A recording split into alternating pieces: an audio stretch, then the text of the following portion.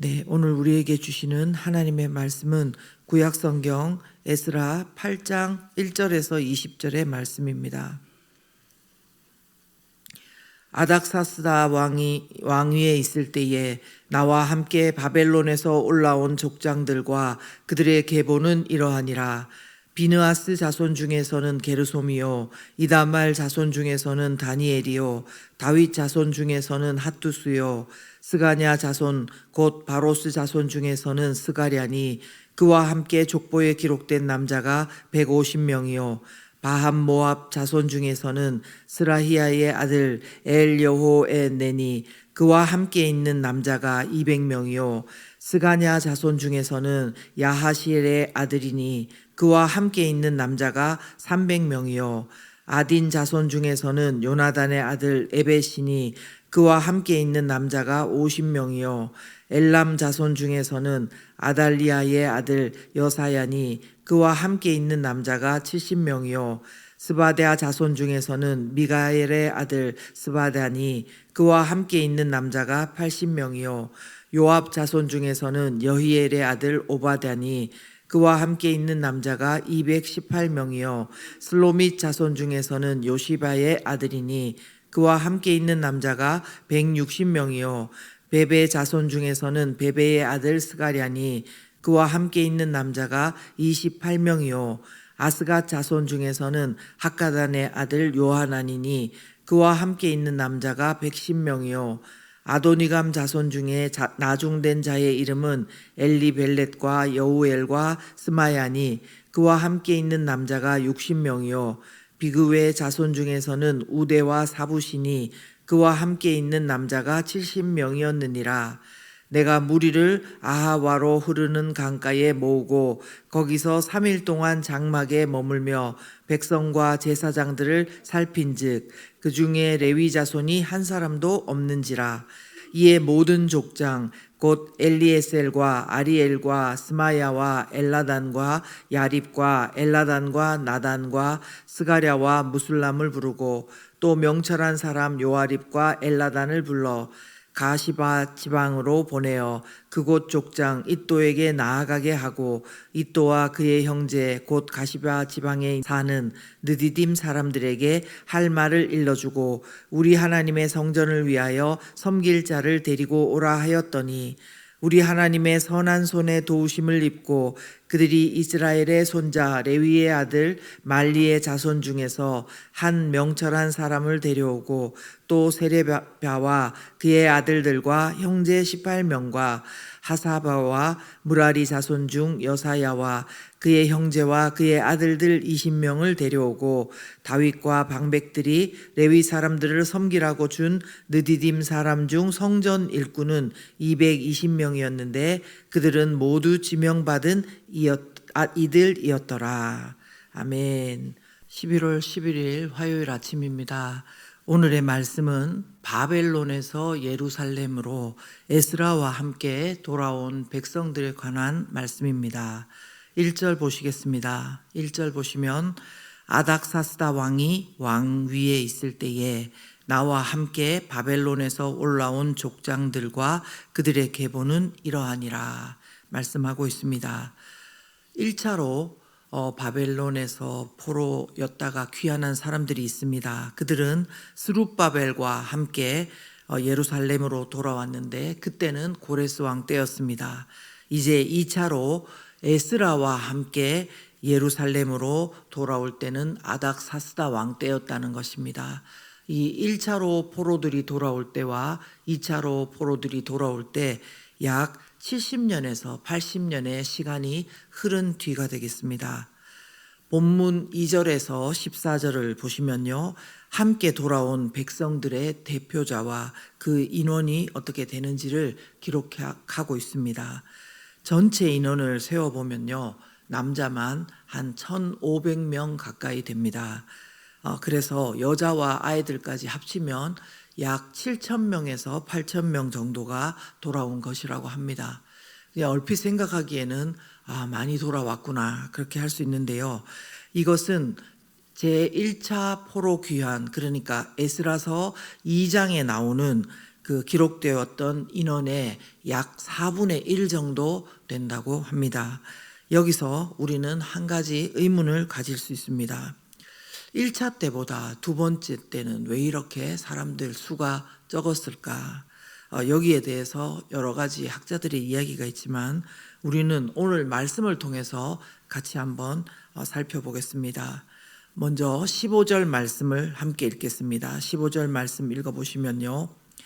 내가 무리를 아하와로 흐르는 강가에 모으고 거기서 3일 동안 장막에 머물며 백성과 제사장들을 살핀즉 그 중에 레위 자손이 한 사람도 없는지라.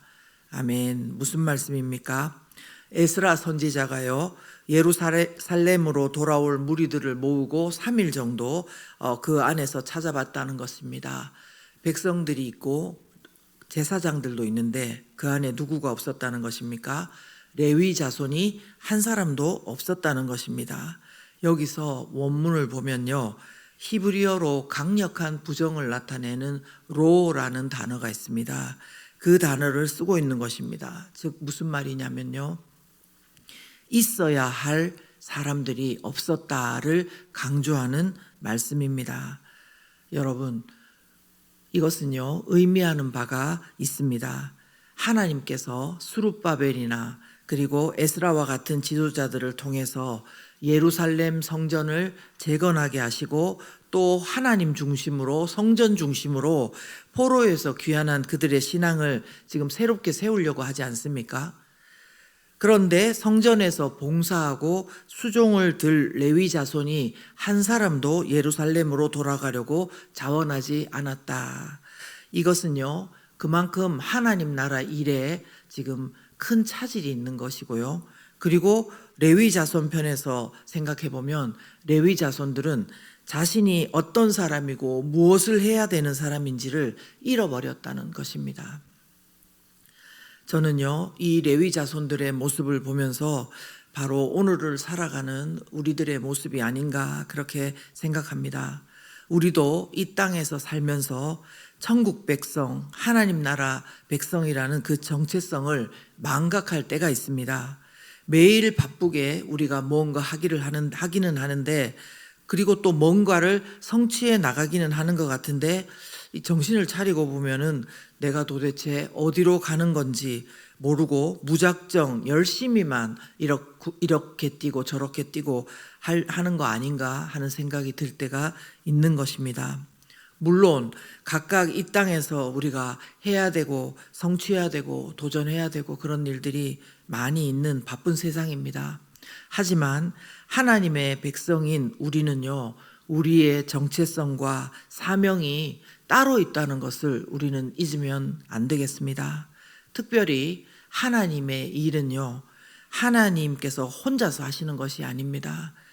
하나님은 여러분과 저를 통해서 하나님의 일을 이루어가고 싶어 하시고 하나님 나라를 이루어가고 싶어 하십니다.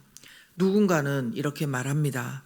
내가 없어도 하나님 일이 된다. 하나님은 누구를 통해서도 하나님 일을 하신다. 그렇게 이야기를 합니다. 저는 이 말이 맞지만 또 틀린 말이라고 생각합니다. 왜냐하면요, 우리는요, 비록 하나님 나라 교회의 일을 감당하기 위해서 남들이 알지 못하고 보이지 않게 치러야 하는 그런 대가들이 많은 사람들이 맞습니다. 하나님 일을 감당하려면요. 그런데 하나님께서 나를 사용하셔서 하나님의 일을 하는 것은요, 나에게도 너무나 가치 있는 일이고 하나님께 정말 영광을 올려드리는 일인 것입니다. 여러분도 그렇게 믿으십니까? 이 세상에 많은 중요한 일들이 있고 우리는 그 일들을 하면서 살 수 있습니다. 그러나 하나님의 부르심을 망각하고 하나님의 사랑을 잃어버리고 거기에만 한다면 그 인생은 세상 사람들과 다름이 없는 것입니다. 우리에게 주신 사명을, 그것도 바로 내가 그 일원이 되어서 감당한다는 것은 엄청난 복이라고 우리는 여겨야 할 것입니다. 그러므로 자원하는 마음으로 하나님이 찾으시기 전에, 하나님, 제가 하나님께 제 인생을 드리고 싶습니다. 제 시간을 드리고 싶습니다. 제가 이렇게 열심히 배워서 이걸 하나님께 드리고 싶습니다. 이런 자원하는 마음으로 하나님께 우리를 드릴 수 있기를 도전합니다. 이것이 진짜 복된 것이고요. 이것이 바로 우리가 하나님께 드리는 제물이며 이것이 바로 우리가 예수 그리스도를 닮는 것인 줄 믿습니다. 그러나 혹시 여러분, 혹시 이런 기회, 하나님께 그리고 하나님의 일에 우리를 드리는 기회를 우리는 놓칠 수 있습니다. 그러나 끝이 아닙니다. 왜냐하면요, 오늘 말씀을 보면 하나님께서는 다시 기회를 주십니다. 또 이 일을 아는 하나님의 사람들은 절대로 사람들을 포기하지 않습니다. 16절 17절에 보시면요, 함께 보시겠습니다.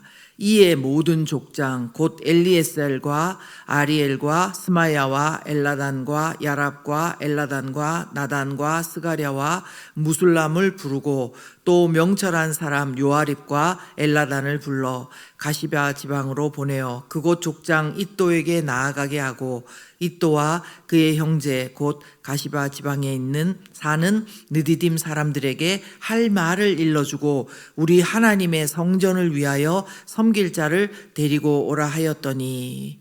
아멘. 그렇습니다. 무슨 말입니까? 하나님께서요, 에스라를 통해서 족장들을 부르고 명철한 사람을 부릅니다. 이 명철한 사람은 그 영향력 있고 지혜로운 그런 사람들 아니겠습니까? 이 사람들을 불러서 가시바라는 지방으로 보냈습니다. 왜 보냈습니까? 레위인도 부르고 또 레위인을 돕는 느디딤 사람들로 도 부르기 위해서 이렇게 보낸 것입니다. 여러분, 하나님의 일이 하나님의 사람들을 통해서 이루어지는 것을 기뻐하는 것을 우리가 안다면요, 어떤 일에 자원하면서 나오지 않고 또 실망된 모습을 보이는 사람들이 있다 하더라도 우리는 이렇게 다시 우리가 가든지 다른 사람을 보내든지 그 사람을 향해서 다시 설득하고 부르고 세우는 그런 또 수고가 있어야 될 줄 믿습니다. 어떻게 되었습니까? 이렇게 했을 때요, 18절 중반부에 보시면 이스라엘의 손자 레위의 아들 말리의 자손 중에 명철한 한 사람, 그리고 또 세레바와 그의 아들들과 형제 몇 명요? 18명과 19절에 보시면 하사랴와 무라리 자손 여사야와 그의 형제와 그의 아들들 몇 명요? 20명. 그리고 20절 중반부에 보시면 느디딤 사람 중 성전 일꾼은 220명이 왔다는 것입니다.